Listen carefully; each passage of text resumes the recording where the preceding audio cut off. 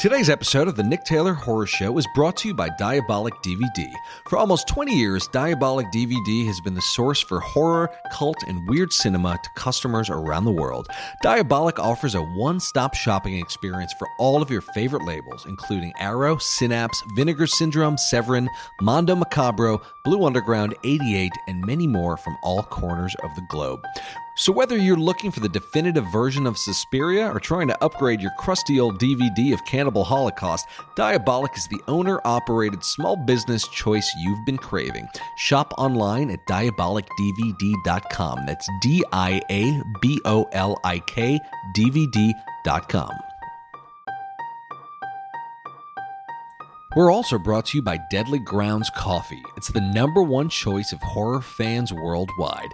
Nothing starts your day or night better than a delicious cup of Deadly Grounds. Whether you're hunting ghosts or fighting the next zombie apocalypse, any one of Deadly's 30-plus roasts will bring you to caffeine nirvana with the richest flavor you've ever had. Whether you're craving their Hellhound Roast, Witch's Brew, Devil's Night Roast, or Sinful Delight, order online at getdeadly.com for easy and safe shipping right to your door. We know that once you go deadly, you won't go back. Join the deadly revolution today. Be bold, be different, be deadly. Deadly Grounds Coffee. Coffee to die for and zombie approved. Get some at getdeadly.com.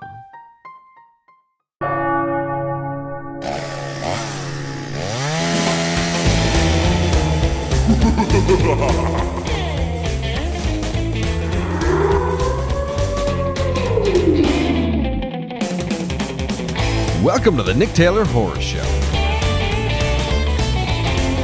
Tate Steinsick is an award-winning special effects makeup artist, writer, and director whose highly anticipated Castle Freak reimagining launches today on Shudder. Tate has worked on multiple films, including Spiderman, Puppet Master, The Littlest Reich, Scare Package, Satanic Panic, Sharknado 2, and Dragged Across Concrete, plus many more. Tate is also a mainstay effects artist on shows like Saturday Night Live, Law & Order, and multiple titles on the Discovery Channel. Tate is a 2-time finalist on Face Off in both seasons 1 and 5, and one of the show's most beloved contestants. I've known Tate for multiple years and have been a huge fan of his work. His style is one of the most interesting and recognizable of today's practical effects makeup artists, and I've been dying to see his remake of Castle Freak since it was announced at Monsterpalooza. The production stories behind the making of Castle Freak are completely insane. While shooting in Albania, where apparently horror movies are very frowned upon, the team tried to hide the subject matter of the movie, but unfortunately, the actor playing the freak, wearing the full freak bodysuit, briefly wandered outside wearing the suit, and this caused multiple local villagers to call in extraterrestrial sightings. Yeah, it was that crazy. Tate gets into all of it into this conversation. Anyhow, he's my brother from another mother, and I always love talking to him. Without further ado, here is the awesome and fantastically talented Tate Steinsick. My entire 2019 was dedicated to Castle Freak, and creating this thing that was fucking. I was born to direct. Like even Dallas Saunier from Fango, you know, he told me from the moment that he offered me this, he was like, I can't think of anyone more perfect to direct this than you. Like over the years we've got to know each other on a really personal level, and you know, he's aware of my ambitions of directing, and he's read some of my scripts, and, you know, we'd always talked about doing a project together in that regard. So anyway, when 2019 rolled around and we actually got into prep for this film, it's that moment, you know, where you're like, I'm now walking on the grounds of changing my life. Yeah. And it was insane. It was such a hard year, man, because, you know, indie budgets, first-time directors, you know, we're not eating lobster for lunch, man. You know what I mean? It was a rough year because I had to put my entire special effects career behind me to properly pursue this film the way I needed to pursue it. So anyway, 2019 was just a blur of prep in Albania and international travels and working with a giant crew that barely knows 4 words of English, and you know, just all of us killing ourselves to get this movie done. And then we did it, and it was fantastic. And, you know, so just to get to, you know, fast forward to today, when today literally would have been the day that me and like all of my my fucking crew that works so hard could sort of take this in. So it's a big bummer, you know. I feel for my crew. I feel for the whole fucking industry, man. It's just such a it's such an impenetrable enemy. Like there's nothing you can do, and that's the really ironic part. Is a lot of us that are in film, you know, we're ambitious people. We're creative people that, you know, we need to do things or we sink. A lot of us, we need to do things or we fall into vast seas of depression. Mm-hmm. You know what I mean? Like there's a common thread of artists that we're like sharks. If we stop moving, we drown. Right. So like, you know, so to see this entire like industry be sat on its ass for a minute, it's honestly frightening. I worry about a bunch of people out there, but at the same time, I'm really hoping that they're like me and they're pacing around their house thinking of ways to reinvent the entertainment industry. Like how can, assume this becomes a new normal. What can we do with this? Yeah, it's interesting to see what people are doing now that they're isolated. For instance, Roger Corman launched a whole 2-minute film festival and called for people to shoot short films in their homes and submit them, and he's going to host like a little short film festival from isolation. Sig Neutron is putting out some cool stuff now that he's just completely isolated. Yeah. This is the best thing that could have ever happened for that guy in his brain. Like, he's first of all, I love Sig. He's an absolute gentleman and a real, true space cadet. Like he none of that's put on. None of that is a character. Like, yeah. Homeboy rolls out of bed with a tiny alien hat on. You know what I mean? So, yeah, he's so cool. And I can't agree more. Like his new videos, I feel like on the other side of this, he's going to be offered like an Adult Swim show. It's so weird you said that, because when I was seeing some of the stuff on Instagram, the first thing I commented was like, Adult Swim needs to give you a show. You need like a perverted Pee-wee's Playhouse kind of show where you host it and you do all these practically driven skits with all these creatures and monsters. It would be beautiful. Yeah, where Pee-wee actually gets to bang Miss Yvonne. Like, it's the thing that we always wanted as perverted little teenagers, but they never went there. That this is now Sig's mantle to pick up and take us into the world of perverse children's shows. I'm all in. Yeah, me too. You and me both, man. Well, I'm hoping that becomes the consistency, and I'm seeing that a lot. And I'm actually planning on doing a film for the Corman Festival. I have an idea, and it's something extremely minimalist that I've always wanted to do. And it's something that I can do with myself in a room. And so I think it's a really cool concept. So, that's what I'm talking about. Just right now is the time that creative people need to be sort of stimulated and brought together and you know, give us some sort of outlet. And I think that these online festivals are a great idea. You know, it's especially if, you know, we can get some grants behind it and actually start giving out some cash prizes to people, because it's, you know, this is the time that people need that shit. Yeah, it would be great. People do need them for sure. Yeah. No, it's a crazy time, but I do think that people are going to show their resourcefulness for sure. Like creators who are incapable of not creating are somehow going to find stuff to make and do. And I think some interesting things will come out of it, but it'll be very, very painful. And I mean, my heart goes out to the people who are really affected by it. I was happy to see Netflix is starting a $100 million fund for crew members who are put out of work. So, I mean, the industry seems to be doing what they can right now, you know. That was lovely. That was such a statement of just a reminder of humanity. It's like people, man, you know, and I hate that I'm finally getting to that age that I'm starting to say things like, I just don't fucking stand kids anymore, you know. But it's true. It's like I don't understand just the pure lack of humanity these days.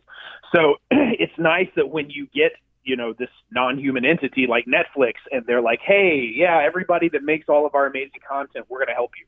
Yeah. You know, I wish that more companies fell behind that, you know, with the way of, you know, money breaks down. I'm sure that they can easily afford to float their people for a while. But yeah, because it shows you really care about the industry and not just about making money.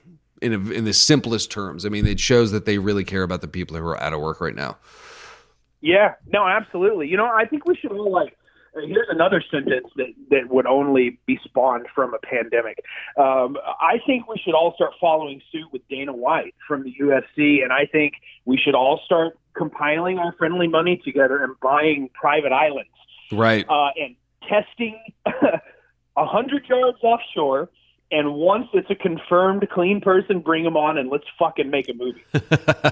Yeah, somebody will do it. No, the 24 hours of constant filmmaking. Bring 50 directors over, bring a shitload of actors, test them all 100 yards out from the island, and then once we're cool, bring them on, and let's just have a frenzy of filmmaking for 6 months. It'll be amazing. Holy shit. Millions. No, I love the idea. That would be great. It'd have to be island-themed movies, but ain't nothing wrong with that. Well, let's talk about the making of Castle Freak. From what I understand, It wasn't exactly smooth. Fucking hell, man. Not smooth is something I'm used to. What I experienced in 2019 was a brand new beast, man. It was insane. But let me preface it with this, because I don't want to leave people hanging on the wrong emotion leading into the story. Yeah. It was absolutely a success. It was the reason I love directing is beyond the storytelling aspect and that ultimate power of creating creatures and the worlds that they live in. What I like most about directing is it absolutely challenges every facet of my troubleshooting ability. It maxes me out. Right. And that's a feeling that you don't get with a lot of things. So in that regard, I loved it. I loved the situation of literally having to come up with baseball hand signals with my director of photography because we don't speak the same language. Wow. Not at all. Not at all. He doesn't have any words, any English words, and I had zero Albanian in me. So, it comes down to a translator, which is all good and seems all hopeful and all of this in pre-production and prep and all of this when you're able to sit around tables with people with a little bit better English. That's all good. But then you get on set when you only have 12 hours, 13 hours a day, something like that tops, that you can push a crew of people. And you can't spend 5 of it translating. Right. You know what I mean? So it turns into these very real situations of what the fuck? How is this possible? So, by a few days into it, Spiro, he's the name of my cinematographer, and he was an absolute animal. I love the guy. I've never loved someone more that I've never said one word of conversation to. It's insane. But we genuinely came up with hand signals.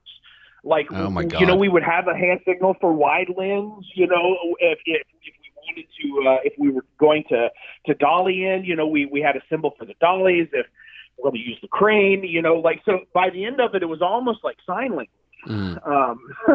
But it was the hardest part of it was if something goes wrong, how do you fix it? Because you can't just run to a rental house. You know what I mean?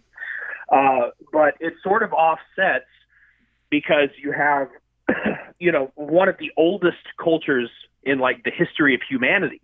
And you have all of the beautiful, production value that comes along with that. Mm-hmm. So, there's, it's a volley of, am I really going to be pissed off because I don't have a water machine?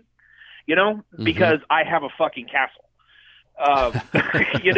So I have a bit of a different attitude than a lot of people. So believe me, if you ask some people involved in the production, it was hellfire and brimstone. But if you ask, guys like me, it's it was the greatest accomplishment. We made the best film that we could have with the resources that we had. And that is an absolute success in my opinion. Yeah, and I feel like that's the whole purpose of filmmaking, is to overcome those, not the whole purpose, but a major element of filmmaking is overcoming those challenges and getting the production value in spite of, because any filmmaking circumstances are less than ideal for the most part. But I love the idea of, maxing yourself out as a human and how directing causes you to do that. Yes. And I would imagine that, I mean, the whole notion of problem solving, I know, is very, very important to the world of practical effects, because that's what, 2/3 of what you guys end up having to do is solve problems on set. It gets to the point, and like this is going, I'm very much one personality type, and there's plenty of other personality types to pick from, but it gets to the point that you almost abandon strategy, and you get to and see, I say this to people all the time whenever I do like Q&As or conventions or whatever, and I always get the same question. What do you look for in a person when you crew up, when you're about to do a film? Mm-hmm. And talent is usually like fifth, sixth on the list. Right. It's the ability to handle problems and to think your way through them. It's nerves. It's nuts. You know what I mean? Like, that is the foundation of a practical effects artist, is to have a director yelling at you with 50 people standing behind them, twiddling their thumbs, waiting to do their job until you can figure out how to make this impossible thing happen in the next 10 minutes. Right. Like, that's fucking pressure. You know what I mean? Right. And that's not something that everybody can just handle. And I've seen people crumble. Like, I've seen people that don't drink become alcoholics on the same film. Oof. You know what I mean? Like, it's crazy, man. And those are the things that unfortunately separate the pack. It's like, you have to be able to handle your shit. You have to be able to look a problem in the eye and fight until at least you can say to yourself, I did everything I can to make that different. Mm-hmm. And it's the same thing goes with directing. It's just a matter of, trying to stick to a vision, but not compromising, your possibilities in doing that. There's a lot of, I try and ride that wave of, okay, this is what I wanted, but that's not going to happen unless I absolutely, compromise this element and this element and this element in the production. So, you start to compromise in ways and fix things, and ultimately you get everything you want. Like, we didn't miss anything on Castle Freak. Yeah. If we missed a couple of scenes, we were able to pick them up the next day or in a couple of days. Like, we got everything we needed to shoot, and we got everything beautifully. But the process of getting that can be absolutely maddening. I say everything with a much lighter heart because I'm the director. I'm the creative, free-floating butterfly fucker, but like, talk to my production manager. You know what I mean? Yeah. Like, talk to him and ask him how he enjoyed Castle Freak. And it's a completely different story, so, but then again, his name is Seeger. He's an absolute, like, militant maniac, and I love him. He's also in a metal band, so he's fucking cool. But he did things that my personality type wouldn't handle. Like, I would be driven to throwing fists in places that he was still working through the problem professionally. You know what I mean? Yeah. And so we all have our different challenges, and we all have our different rewards. Like, when he would fix one of those problems, that was his reward. Whereas my reward was, seeing a giant bloody head flying through the air and a laughing creature in a fucking, 2,000-year-old castle. Like, that's my shit. Yeah. So anyway, long tangent, but small story is, it was a really, really, really trying and challenging production.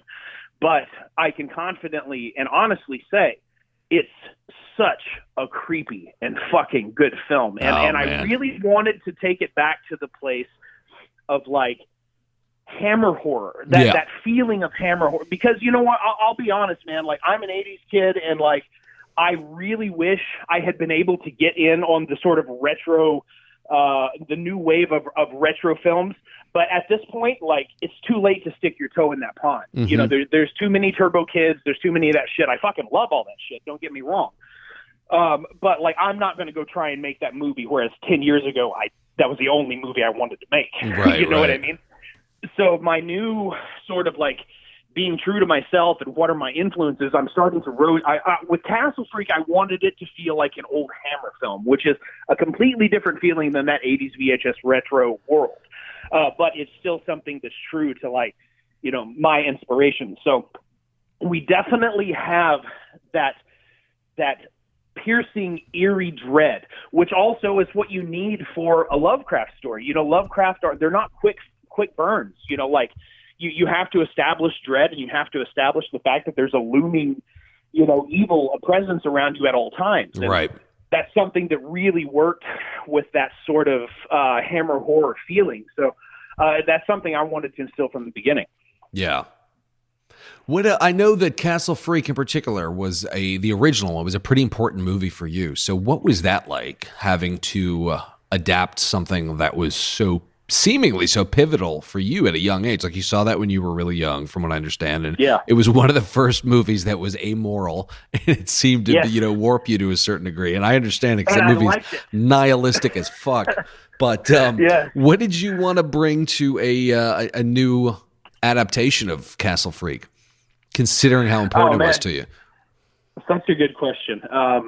It was integral to me. It's the first time that I felt truly frightened and morally crossed, and then my response was to grin and uncover my face. You know what I mean? Yeah. Like that was a moment for me that I started to understand myself a little better. So Castle Freak meant a lot, because a lot of people find Castle Freak because they're huge Reanimator fans. I was the opposite. I found Castle Freak, that was my first Stuart Gordon film. So Castle Freak led me to Reanimator, Bride of Reanimator, Dagon, all of the greats. Which now, in Stuart's passing, the film takes on another complete. I'm telling you, man, this year has just been, it's insane. I first of all, memoriam to one of the greatest directors in horror history. Love the man, and it was such an honor to reboot a film that was inspired by his mind. I was so devastated when he passed. I actually got to interview him a few months ago, and it's not aired yet, because we're going to air it.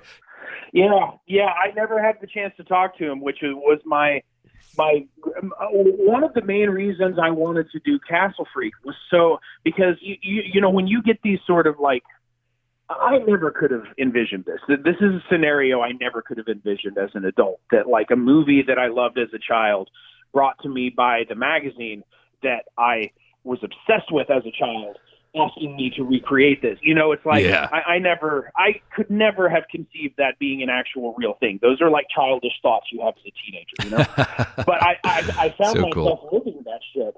And so you start thinking, okay, well, if this can happen, what else can happen? Right. And I started thinking of my instant, like, head movie, as I love to put it, from my boy Simplejack. My initial head movie was me and Stuart sitting in a screening room together, watching my interpretation of Castle Freak and just talking. Oh, man. And that was my goal. I'm like, oh my God, well, I'm going to set this as a new benchmark of what absurd thing I might accomplish for a redneck from Oklahoma. What the fuck else is going to happen? Who knows? Yeah. So, and I'm, so that was my real goal. I wanted that moment, and, it sucks that, more obviously not the selfish aspect of it, but I just wanted him to see it. And I wanted him to know that how much that his movie meant to me, that, I've rededicated my life to create a fantastic fucking version of something that he conceived, Yeah. I just wanted that moment. But now it takes on a whole new thing. Now it's, I've created an homage to one of my favorite directors of all time that I get to give to the world in a time that I think the world needs some cool shit. So absolutely. It's just a whole, life keeps spinning, man. You just got to keep reevaluating yourself with each spin. But, anyway, I'm very blessed. I'm blessed to have been able to do that. And I think that the Castle Freak fans are going to be very pleased with the careful treatment and respect that, of course, they should all already know in having Barbara Crampton literally there on set with me. Mm-hmm. That wasn't an accident that she ended up in Albania with us. Like, while everyone knows and trusts me, because I've worked with Fangoria for so long now, let's be honest, I'm a first-time director. Like, they're sending me to another country. This is a really loved and cherished film. Right. Like, let's send Barbara to make sure that this shit stays on track, because, you know, people that know me know that I can very legitimately work in like aliens and shit into every conversation. And you know, Dallas probably had a fear that like behind the castle suddenly a fucking lit disc rises into the, you know, and then the whole time Castle Freak was a fucking, you know. So anyway, I'm sure that there were some silent thoughts about, we should probably make sure someone keeps Tate on script. And Barbara did a great job of that. Listen, man, she is such a wealth of knowledge. Wow. And like, it's another one of those moments, because like, let's be honest, who wasn't in love with Barbara Crampton? Oh yeah, for a teenage horror. Still am. So exactly, I know. And then you meet her, and she's wonderful. And it's like, man, this is crazy. You're here, Barbara, and we're in Albania, and we're making Castle Freak. So anyway, it's cool. The entire experience was the best of my life, and I could not have done it without my amazing team, man. Justin Martell, Matt Mangiarides, Seeger Dixon, those guys, you know, they produced a bunch of trauma stuff, and they produce the Joe Bob Briggs Drive-In. Oh, wow.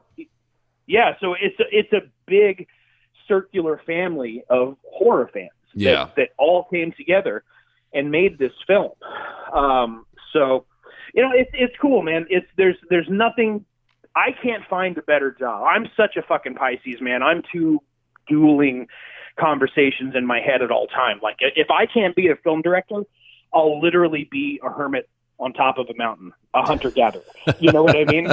Yeah. So those are my two.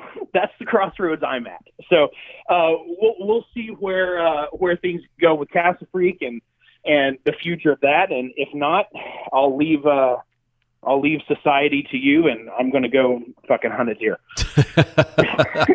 Sounds like a good backup plan to me. So there's a story on the set of Castle Freak where the actor playing the freak in head-to-toe makeup was cited by locals, and things didn't go so well after that. Can you tell that story? Oh my goodness. I can tell. That's amazing that you've heard this, and it's absolutely true. And there are only certain things that I can say, because this is a film that does a lot of crazy shit, and I want to keep that crazy shit a surprise for our audience. So, got it. Let me see if I can navigate my way around this fantastic story. So, first of all, unbeknownst to me, until we were already probably several days into production, we weren't filming Castle Freak because Albania doesn't do horror films. Horror films are still a new concept, at least as far as we push them. Yeah. You know, they might have a movie based on, you know, a cultural boogeyman or something like that, but they're not, they don't do Serbian film. They don't do fucking crazy hardcore stuff. They're pretty close to Serbia, but anyway.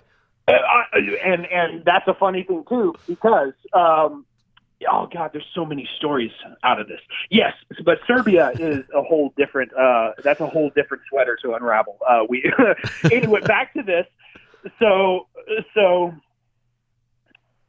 we were shooting a film called The Castle, which was a sort of coming-of-age story of a young lady that understood her heritage in the world of Albania, and you know, absolutely no mention of a monster, and which that also creates another funny story, because somebody started throwing their sides away in the garbage can at the castle, and the groundskeeper found them and delivered them to the museum caretaker, and suddenly they came storming onto set saying, "What is this?" Oh my God.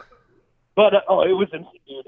The real movie should have been the behind the scenes. I know, you should have had like a Hearts of Darkness being shot. Oh, I wish we had the bandwidth to spread out into a unit following the unit. It would have been so worthwhile. But anyway, so basically, since I discover once I get to Albania that we're not actually shooting a horror movie on the books. Obviously that turns into the need to hide the star of your film, right? Every single day. So we would basically have a monster-filled tent, like sort of lumbering its way across the outskirts of the set every day. And then, so one time at night, after it was closed, and our actor assumed that everyone was gone, there apparently was a call to the cops placed by someone, and I'm still foggy on who it could have been. But apparently what happened is our freak was just taking a bathroom break, and somebody sighted it and called the police and reported an alien sighting. Oh my apparently God. What it was. Yeah, no, there was actually, yes. And listen, man, in a town like Girocaster, which is basically just a castle, and then a bunch of like little, very meager villager dwellings around, they obviously knew it had something to do with the giant American production town. There's obviously not generally aliens running around Girocaster, Albania. Right. So yeah, we had several encounters with the police, from dealing with handguns to other insane affairs, which I'm sure at some point in my future I'll be much more clear about.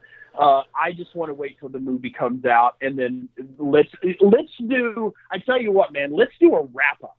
Yeah. After Castle Creek is released, I'll start telling you about like the ongoing blood feuds and the death threats, and airports getting shut down. Oh my God. People becoming human barricades,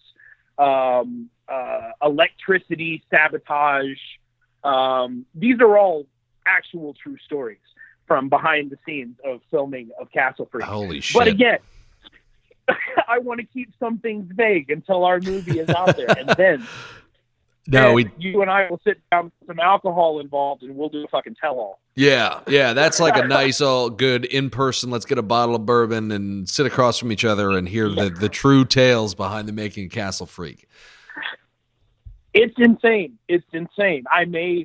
I never thought I'd write a book, but I may have to. I was going to say, you got a book in you. It sounds insane.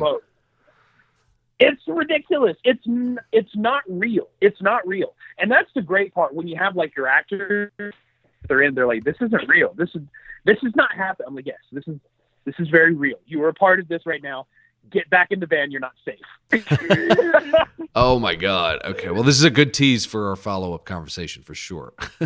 Yes, sir. Yes, sir. So how did you prep? Oh, hey, here's one that I can give. Okay. Here's one that doesn't involve like a smear campaign on any human. So this, just to speak to the constant ridiculous randomness of shooting in Albania. So we have a scene where that had to take place in this really remote location, and we're literally in the mountains, no buildings anywhere near us, no homes or businesses or anything. This is pure mountain wilderness, okay. Right? And we're up in the peaks of the mountains, so there are these super steep drop-offs into ravines all around you, and we're shooting at night, and of course it's super dangerous because someone could literally tumble into oblivion and you wouldn't know because we don't speak the same language and we don't do a head count. So, so anyway, just another amazing, wild experience. But anyway, so we're shooting this moment, and one of our this moment involved one of our props having to get destroyed, right? Mm-hmm. So there was this loud bang on this mountaintop. And all of a sudden, this Rottweiler, this like crazy like mountain dog Rottweiler that was obviously not down with humans. It was a mountain dog. Was like 10 feet away watching us. So I'm a huge, like ridiculously obscenely huge animal lover. And so of course I'm like, fuck my movie. There's a dog. And I start calling the dog. And, eventually he works his way over and he's super cautious, but he's sweet. I give him a little water and, did my thing. And then anyway, so, moving on, I think that moment is over. Turn back to directing. We have another bang. And suddenly that dog, I don't know if it decided that it was claiming the prop or if the bang was a danger or if it somehow became protective of I don't know what its mode of thinking was, but the result was this giant growling, snarling fucking werewolf Rottweiler dog jumped onto the prop and started bouncing with its front legs like I'm sure you've seen on like nature specials how a fox will jump through the snow to pounce on mice and pin them. Now, we need that prop to continue shooting the fucking movie, and the sun's coming up. So we all start trying to get close to the dog, and it turns around like fucking Cujo style and is barking and snapping and drooling. And our fucking locations manager, this guy named Arton, in his native language, said something to the effect of, fuck this. I'm the location manager. I don't deal with angry dogs. So the actors are gathering around. They're coming out of the vans and stuff because they hear this sound of this fucking crazed animal. And they're like, what's going on? And they're coming up all smiling. And I'm like, no, guys, this is a real crazy animal. This isn't something that we planned. So everyone needs to get the fuck back until we figure out what to do with this. So everyone just kind of stood there huddled around for a while. And I said, fuck it. And I ran in and I grabbed a chunk of the prop and I tore it off. And I threw it down one of the mountainsides. And the fucking Rottweiler goes, do, 3 jumps, and then jumps over the edge. Holy shit. And took off after the prop. Now, before I start fucking getting, like, animal abuse shit, it was a hill. It wasn't like you envision in, like, Dracula. You know what I mean? Right. But, where it's a steep ravine, it was just like a steep, like, decline down the side of the mountain. So I frisbeed this thing off, and I assumed that would give me time. So we turn around and we start shooting, and what do you know, 30 seconds later, the dog comes bounding back up the hill with this, and when I say prop, I wish I could tell you what it was, but it's giant. So this Rottweiler has this like 4-foot piece of prop in its mouth that it's proudly bounding back up the hill, and it drops in place right in the middle of our live set and starts fucking pouncing and growling again. Of course, he's a retriever. So, yes, exactly. It decided in that moment that it wanted to play a game with a human for the first time in its life.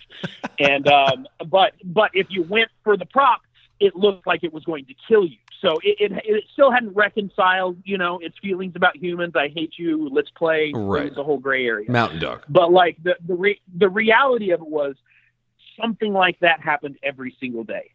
Oh my God. You know what I mean? Something that unpredictable, something that you cannot prepare for, which to me just made it a whirlwind of fuckery and fun. Like, I'm like, this is amazing. I love the random nature of what's happening here. But again, to people like Seeger, it was, near suicide. Well, your effects background must have really helped, just in terms of giving you the resilience to get through things not always working out and having to just do quick thinking on set and being super resourceful. I mean, I would imagine that really helped as a director, right? Well, yes, it helps in the regard that I trust my instinct. I trust myself after years of, pulling some crazy shit off. I don't second guess myself a lot, but I also surround myself with people who I trust and their opinions matter to me. And so I have that safety net of people that, I'm not one of those people that's like, this is my job. Fuck you and your concepts. Like, that's a ridiculous mode of thought. Everyone is a professional for whatever reason. They became that good at their job, and it's stupid to not respect their position. So surround yourself with great thinkers and you will succeed. Yeah. And, so I wasn't, I wasn't as afraid of that, but specifically about the effects. There were many times on set that I turned to my AD and I said, you take the monitor. And I ran to set and got down and dirty with my boys and made some shit happen, because, that's the kind of thing that you have to do. You have to get in there. I was just as blood covered as my FX crew on this. Yeah. There were times we were all in there together. I'd sign language with my cinematographer. We'd work out our shot. I'd go to my AD. I'd have him watch monitor, and then I'd get in there with my effects guys, and we'd make this gag happen. Mm-hmm. And loved it. It was old school 80s filmmaking. It was it felt like Castle Freak. And that's what was great about it. It wasn't some polished, $300 million remake of something 80s. It was, I would be surprised if our budget wasn't comparable to the original. You know what I mean? We were out there making an 80s movie the way they. I love that shit. I also had a great team. I had Ben Bornstein, who's the key on Gotham. He did all of the stuff on Gotham, all those great Joker makeups, and that's great. Eric Zapata Eric Zapata from Fear the Walking Dead. He does Dwight's makeup. I had Ali from Some Devil Effects. He came over and managed all my blood gags, and Melissa, who works with him, Melissa Popsill. I had a really great crew. And make sure. Oh yeah, and then of course the incomparable Wayne Anderson, who I worked with on my freak suit. That guy is a damn powerhouse, and he'll be on every production I can pull off. Geez, I cannot wait for the world to see the monster that we've created. I can't wait too. Very, very proud. That's great, man. I know you can't give too much away, but what can you tell people about the effects in this movie and your approach to the effects? Oh man, I wish I could just spew. Not an effects pun either. No, I just, I'll say this. I try to make things that I enjoy and that creep me out. Like monsters don't scare me. I'm far beyond conditioned to monsters, and to be honest, monsters never scared me. Even when I was a child, I preferred monsters to people. That's why I love Clive Barker's story so much. Is humanity was always the bad guy, right? So I don't. What scares me, and from that point, what scares me is humanity. What scares me is the evil in man. Mm-hmm. What scares me is religion. What scares me is crazy fucking people. And these are the things that I let rule on this set. So that said, obviously everyone knows that this is, based on a Lovecraft story. So that blows away the doors of reason. Oh yeah. I can do whatever the hell I want, which is probably why Dallas sent Barbara, because UFOs could have become involved. See, I found a way to make it make sense, and that's why I need a babysitter. Yeah. But anyway, moving on. The effects. I prefer, if I'm given the choice, I prefer to approach things from a manner of what it would actually look like. And I mean that in a way because there's something primal that the human eye understands. Like when you watch a Tarantino flick, you're not unsettled when a head gets cut off, mm-hmm. because it's a geyser of blood that hits the roof. You're overjoyed. It's like a roller coaster. Yep. And it serves its purpose for that type of film. But when I want to unsettle people, I want to go to that primal route and make you feel like you're seeing something you shouldn't. And the way you do that, there's a special way to do it with anatomy. Don't use too much blood. Like let the actual visual gore like rule through. People would be surprised. Like I don't know how wild a kid you are, but I had many fucking needs for stitches in my time. And if you've ever had like a massive like erupting wound, it's more color than it's red. Mm-hmm. You know what I mean? You see yellows, you see purples, you see blues, you see all sorts of stuff inside you besides the color red. And there's something about allowing some of that anatomy to show that just irks people. And that's the thing that I really wanted to rule. So I sort of tried to paint this whole visual with the brush of reality, from the look of our freak to the way people in all of the creative ways that they're eviscerated. I tried to keep things in a realm of believability while still having that copious amount of gore. I mean, let's be honest. If I'm directing a film, people are going to be torn to pieces. Naturally. But yes, of course. But I did it in a way that I felt was believable. And I think that adds to the real unsettling nature of all of these visuals. Well, that's fascinating. I mean, in that regard, are most gore effects that you observe completely unrealistic? If you are bringing this whole other level of realism that is unsettling to gore effects, do you find most gore effects, and is that the purpose of most gore effects, is to be kind of in that uncanny valley where it's gore and it's fun, but if it's too realistic, then it rubs people the wrong way, so to speak? I mean, are most gore effects not realistic by choice? No. You know what? But I don't know. At some point, the answer to that would have been yes. But there's so many generations of filmmakers since that look, that spaghetti Western color, that fucking of blood. I'm referencing. There was a point that yes was the answer to that, and I'm just unsure at this point how many generations of filmmakers have come since and just don't know what it looks like. But then again, I don't expect everyone what it's supposed to look like when you cut a human open. Mm-hmm. Like it's privileged knowledge. You have to work for that shit. Yeah, of course. So there's not a lot of people running around saying that's not what it looks like. A lot of people probably think that, that if a zombie bites your arm, that the blood sprays everyone in a 10-foot radius. Shit just doesn't happen like that. In fact, like the deeper the wound, the less it bleeds, because you start getting into muscle and things like that, things that have less of a blood density. Right. So that's when and that's what I love about working with Craig Zoller. That's what I love about working with fucking Zoller, man. Yeah. He wants to see the gore, not the blood.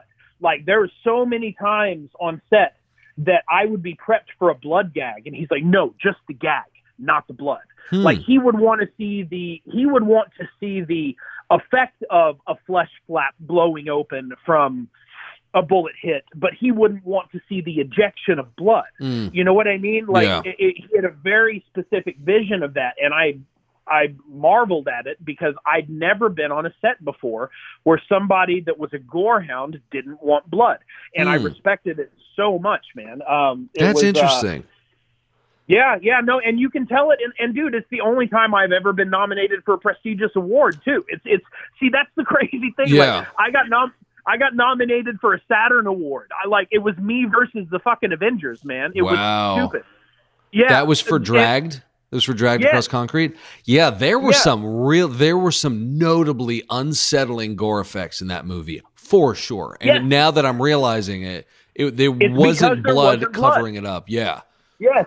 Exactly. See, and that's a key, man. That's a key to like stepping over that visual barrier that we're comfortable with. The color red is like a big blanket that hides you from all of the stuff that your primal human knows is bad. Right. Like if a giant predatory monster bites a chunk out of your midsection, you're going to look down and see browns and yellows and blues and really pretty shiny whites and all of these colors that let you know you're fucking dead. Yeah. You know what I mean?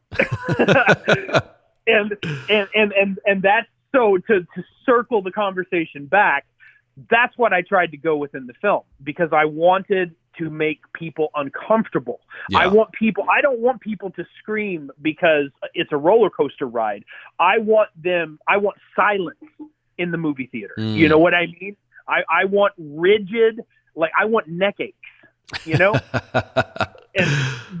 And and that's the kind of film I wanted to make. And I feel like we did one hell of a job doing it, man. Oh, dude, I can't wait to see it. My God. I remember reading somewhere you discussing the state of horror today versus the horror that you grew up on. And I don't remember exactly what you said, but it was something along the lines of that there is something really missing from horror today for the most part that was there, back in the 80s and 90s. What do you think that is? Can you articulate what is missing in horror and nowadays? Man, that question, it's such it's something that I debate in myself a lot because I'm getting to an age where I'm beyond my feeling of immortality, and I'm starting to get into more of a reflective state of who I am and the things I've done, and that sort. And it's not something that I'm used to. It's not something I honestly ever anticipated I'd make it to. So, like, I'm at this stage where I'm how this relates to what you just asked me is there are times that I feel that this thing that I love, this art form that I love so much, horror films, have just declined to a degree of it's just visual fodder, next one. You know what I mean? There's no compelling content. There's no love. It doesn't feel like you're being immersed in a universe. It's just fucking boom visual, cash the paycheck, next in line. And that drives me crazy. But at the same time, this is where what I just said kind of falls into this. I don't know if what's missing was just that genuine awe and wonder that I had as a child watching those films, because I assumed that those kind of films have always been around. Just the fucking cash a quick paycheck and get out of there. So I guess my answer would be, horror, it needs people like me and like you that still have that feel, can still remember what it feels like to sit in front of the static glow of a television, to touch your curved television screen and feel static pop between you and it.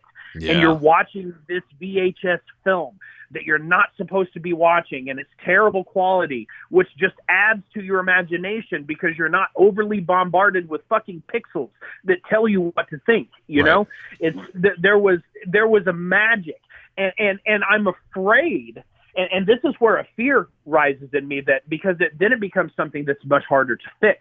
I'm afraid that the problem is we've just sort of fallen into a realm of time that there's no innocence. There's not a place left for innocence and imagination. Like, everything is fucking spelled out. And if that's the case, then I'm a relic already. I'm already a dinosaur, because all I want to feel is the things that I felt as a kid watching these films.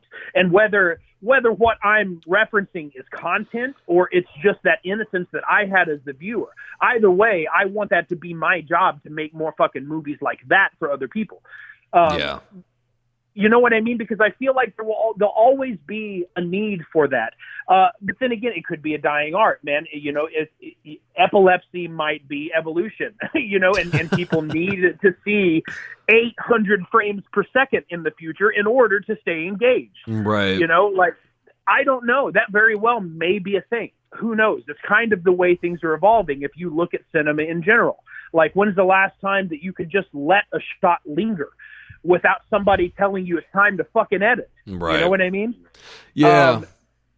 Well, I feel like all this 80s nostalgia is partially due in part to, my big theory about 80s nostalgia, to get really macro about it, is that it's because of the lack of practical effects in most movies nowadays. People are yearning for a time period where they believed everything they saw on camera, which they don't anymore because of CGI. I don't mean to knock CGI entirely, but I mean, and it's not just with building creatures and effects and stuff like that. It's other effects like car crashes and explosions.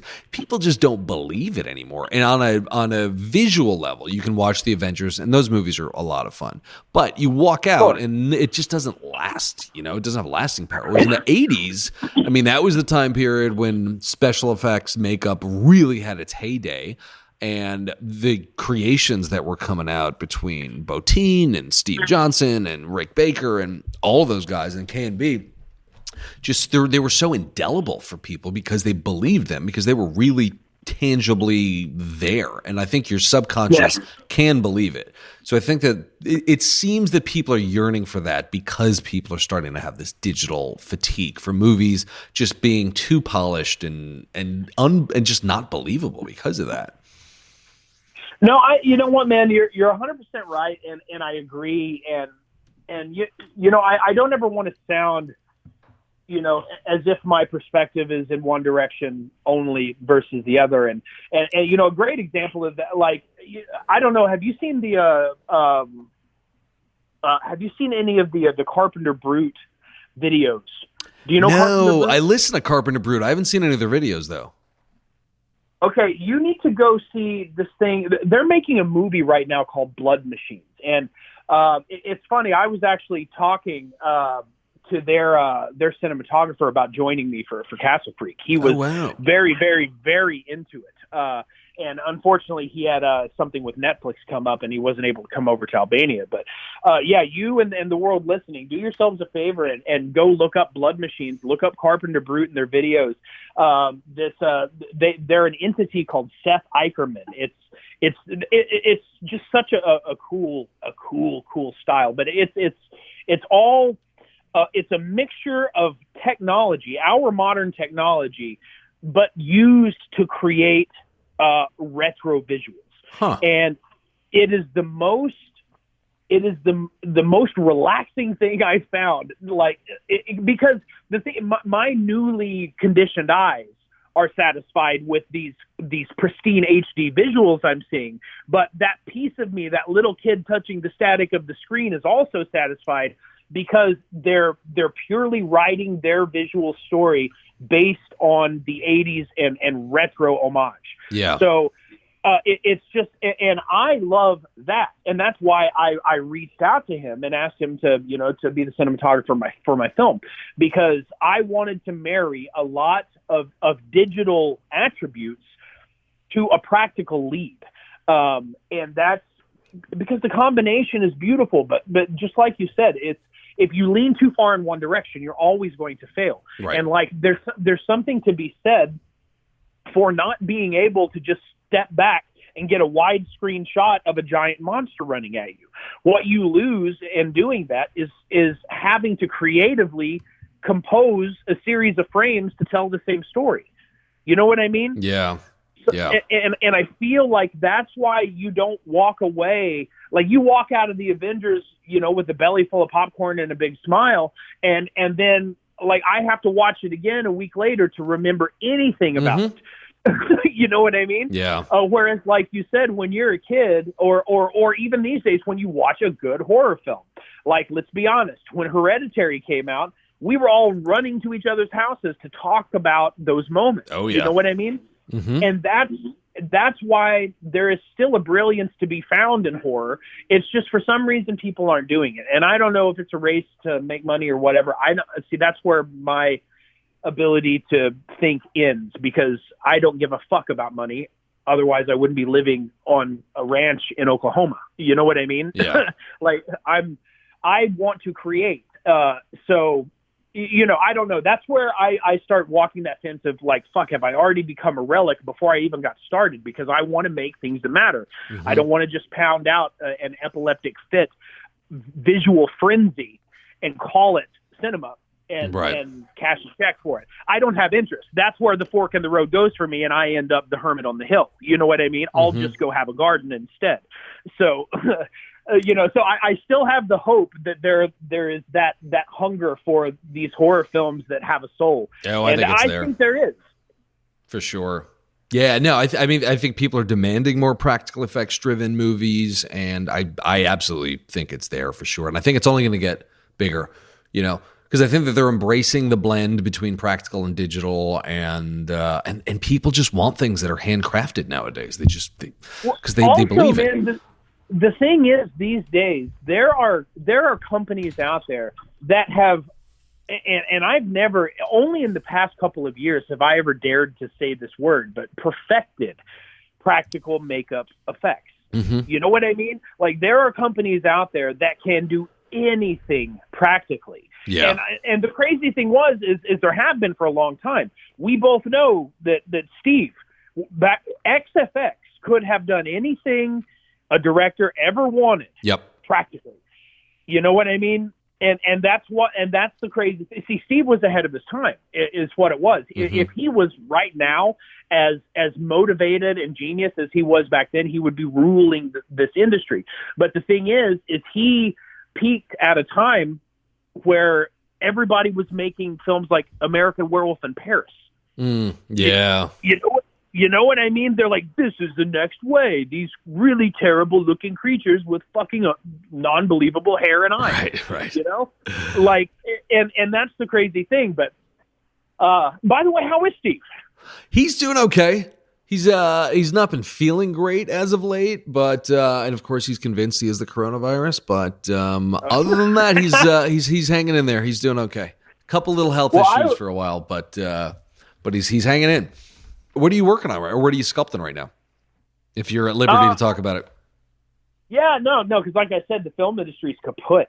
This is just I have, speaking of retro, and I need to get this word tattooed on my body somewhere apparently, but like I've sort of become known for creating these retro recreation masks, and like, so I started with Bebop and Rocksteady.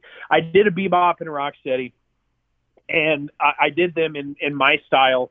I made them super realistic with like flesh textures, you know, the warts and wrinkles and, you know, cuts, and gave them little battle scars. Yeah, I think I saw that. And, so, you know, I had fun with it. Basically what I did was I took one of my favorite cartoons and I ran it through the makeup effects artist filter. And anyway, a lot of people dug him. So I did a couple more. I did a turtle. I did Leo, and I did Shredder, and then I did Splinter. And then I got contacted by this company called Pristine Auctions, and they asked me to create these for them so that they can have Kevin Eastman actually illustrate a pedestal and sign them, the display pedestal that my head goes on. So, and it turned into this whole thing. So I'm like, oh, this is really cool. I'm actually being paid to recreate, you know, some of my favorite characters of childhood. So anyway, that turned into, I've been getting a lot of like custom orders to recreate retro cartoon characters into makeup effects worthy, you know, results. So right now I'm doing a Thundercat. Oh, that's cool. Yeah, dude, it's super cool, and I'm totally taking it into a world of you know, the big cat owns the skull, not the human. You know what I mean? Yeah. Yeah, so I'm making it really gnarly and very realistic, but I have a whole like list of these things plotted out, man. My next one is and this one I may have to fucking retire after this. This might be the pinnacle of feel good times for Tate, man. But I'm going to do Manny faces from He-Man, and I'm actually going to have the ability to rotate. You know, your face is one of them. You know, you have to put the little red eye marker on, or the little eye mask thing, but it's going to have the rotatable robot and the lizard face. Oh my God, that's crazy. Yes, it's going to happen. I've already designed it and figured out how to do it, and after that, I'll probably, you know, I'll move on to the garden thing. But. Yeah, there was so much good stuff on TV for us as kids in the 80s and 90s. It was cool, and it was iconic, and it was edgy in a way. Because I feel like so many cartoons nowadays, there's nothing that comes close to Ren and Stimpy. There isn't anything as action driven and like strangely erotic as Thundercats. Right? There's nothing now for kids. It's all so toned down. I mean, well, look at Thundercats, man. Like, it's such a dark story. I mean, their planet exploded. Their entire civilization was killed. You know what I mean? And they land on a planet full of monsters. Like, everything was like dark subtext back then, but then they just sort of made it, you know, happy on top, I guess, to keep the critics away. But I've long been pushing for a live action Thundercats movie. Weren't they going to do that? Huh? Weren't they going to do that? I thought I heard they were doing a Thundercats movie. I've read several times that it was supposed to happen, and I don't know. There's a couple of things that I can't figure out that makes me feel like our industry is rigged, and that's one of them. Why the fuck don't they have the live action Thundercats movie? And it would do so well. Yes. Yeah, absolutely. It would be amazing, man. But why isn't there a new Swamp Thing? Like, the series was, I'll be honest, I only saw like a little bit of the series. It looked great. It's one of those things that I need to sit down and catch up on.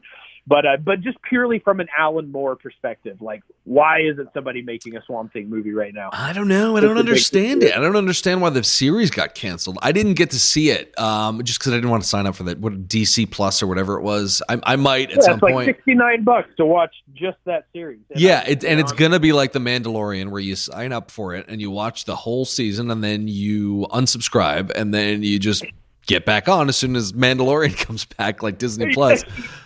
Yeah, exactly. Yeah, man, I don't know. In fact, like right here, like less than 3 feet away from me is my stack of Alan Moore era Swamp Thing comics. I never read the comics. I loved the movies as a kid. I would quote the hell out of the movies. And I had the action figures and I loved the cartoon, but I never read the actual comics. I tell you what, man, what you should do is you should pick up, you can find them relatively cheaply on like Amazon or eBay, but hold on, let me grab it and then I can tell you. They condensed all of the Alan Moore editions of Swamp Thing into graphic novels. He did like issue, what was it, like 12 through like 35 or 40, something like that. Okay. But if you get the Saga of the Swamp Thing, they have like book 1, book 2, and book 3, I think. It's all of the Alan Moore stories condensed. And man, they're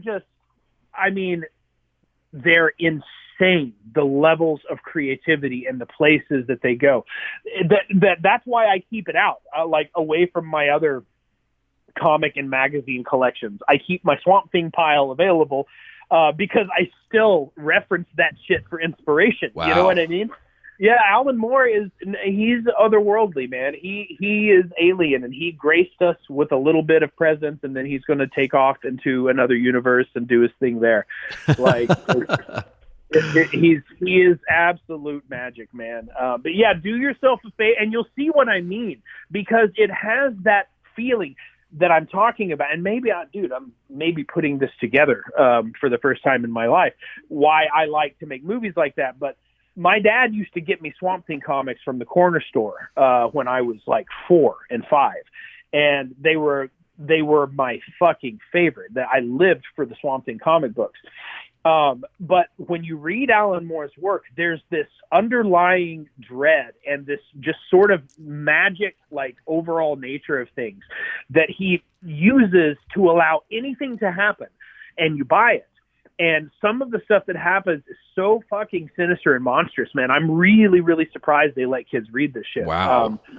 Yeah, no, it's there's some terrible stuff. In fact, one of the because there's a few of those Corman type film festivals going on right now, and one of them I was going to shoot my version of like a 2-page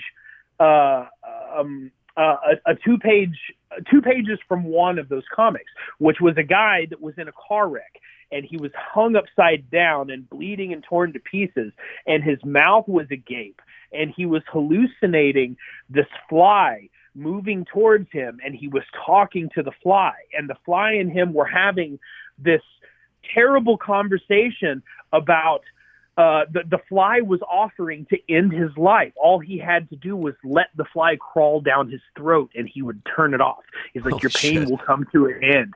You won't have to deal with this agony anymore.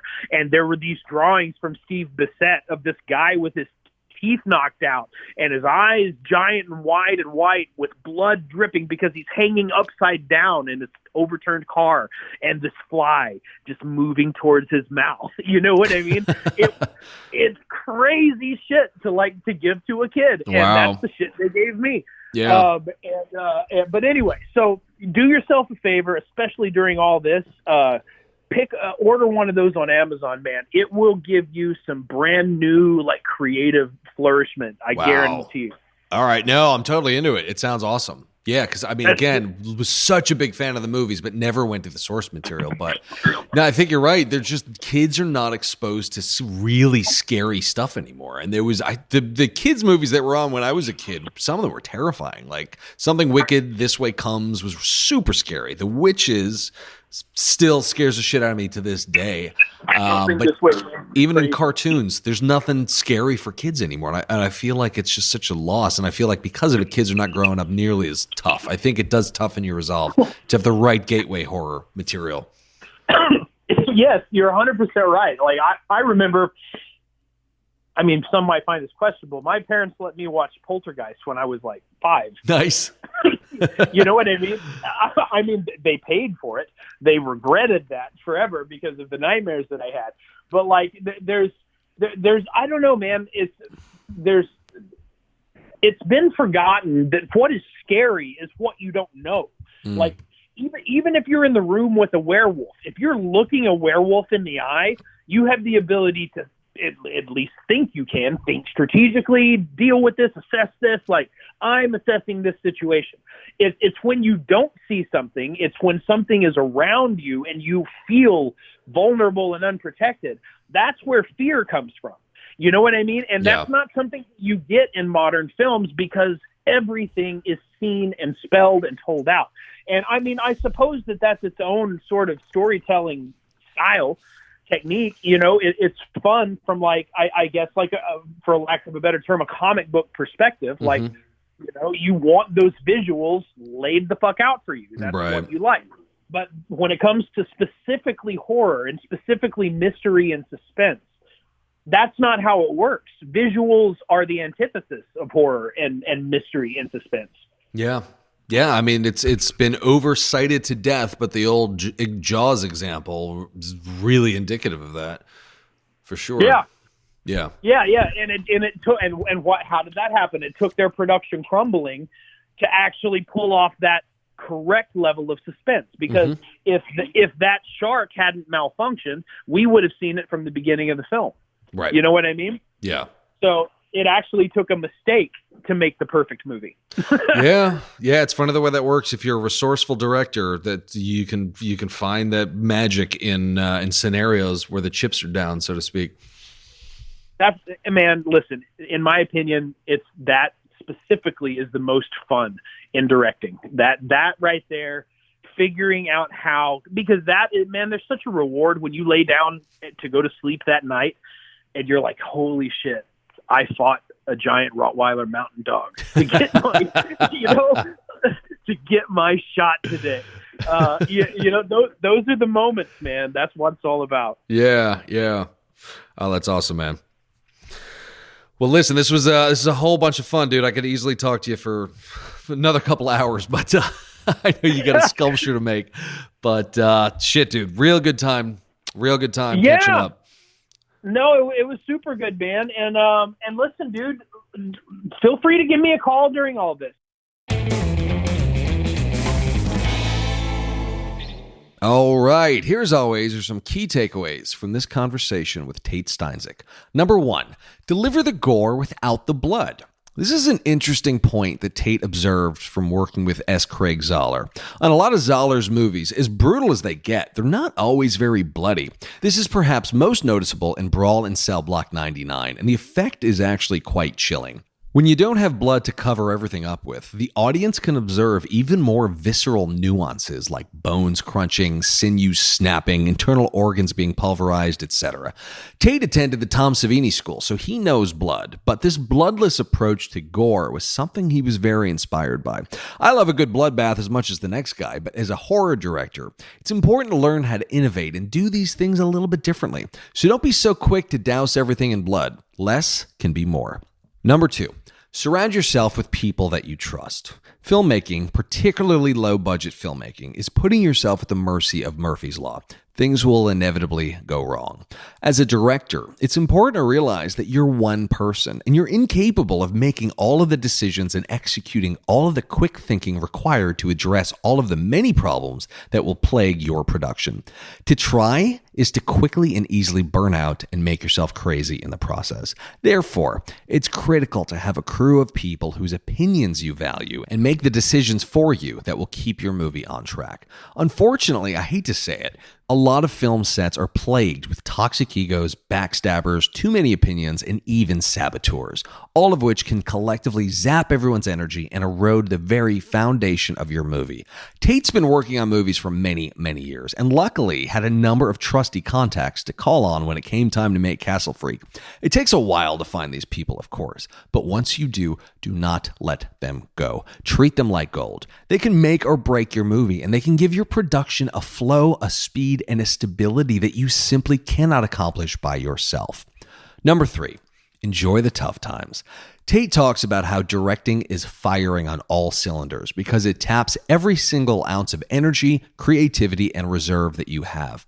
To Tate, this is a wonderful feeling and something very much to embrace. One thing you notice as Tate talks through all of the trials and tribulations that happened on the Castle Freak shoot, he's never complaining. He's never annoyed or resentful for the difficult times. Instead, he has gratitude for every ounce of difficulty that this movie presented him with. That's what filmmaking is. As a director, your worth is not always calculated by the quality of the movie that you make, but by the severity of the challenges that you were able to overcome. That's what a lot of producers look for in directors, problem solvers. When production challenges present themselves, are you going to buckle under the pressure or prove that you have an iron reserve? Despite the difficulties of Castle Freak, Tate embraced the growth that the experience provided him with. He'd worked on enough movies to expect the journey to be difficult, so he loved every single painstaking minute of the process because he knew it was making him a better director. Anyway, guys, thank you as always for listening. If you enjoyed this episode, why not share it with your friends and family on social media? Don't forget to follow the show on Instagram at I'm Nick Taylor and on Twitter at the same handle. Thanks again for listening to The Nick Taylor Horror Show.